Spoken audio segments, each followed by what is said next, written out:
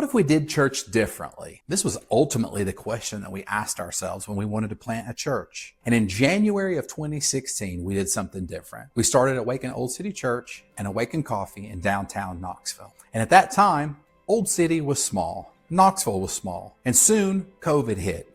And we had a reset. And through that reset, something miraculous happened. You came, the church grew. We saw many of you come from all over the United States with different backgrounds.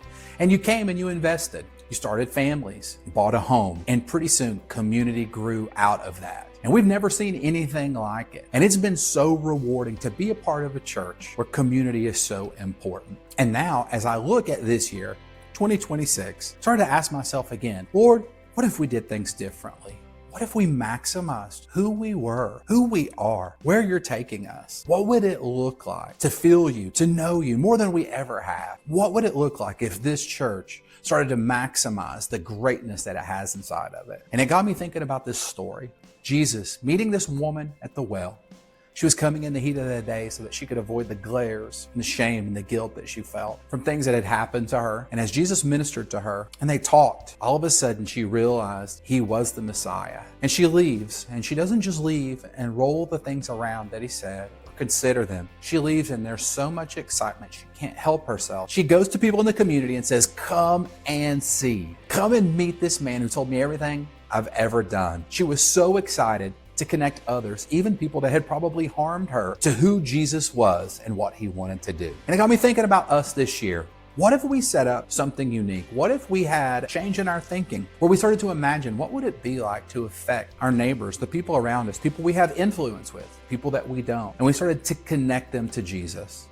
And I realized that in the depth of who we are and what we have at Awaken Old City Church, he's doing something in your life. And what would happen if you, in the middle of everything that you've gone through, in the middle of Jesus really speaking to you and using you, you had a change in your thinking where you immediately lifted your eyes to others. And you thought, how can I connect my neighbor with a Jesus that healed me? How can I connect a stranger, someone I work with the miracle that just happened in my life? And what would happen if, as a church, we started every time Jesus did something amazing, our first response was to go to those that were desperate and seeking and say, come and see this Jesus who's amazing. So this year, we're going to set some things up. We're going to talk about it more, but also we're going to have some events on the calendar, events where we can start to imagine what it would be like to invite friends, to have our family come that are outside of faith and see this Jesus and meet this Jesus. I also want us to change how we're doing small groups and how we get together, where we're always thinking about who can I bring into this? Who is desperate for this type of relationship?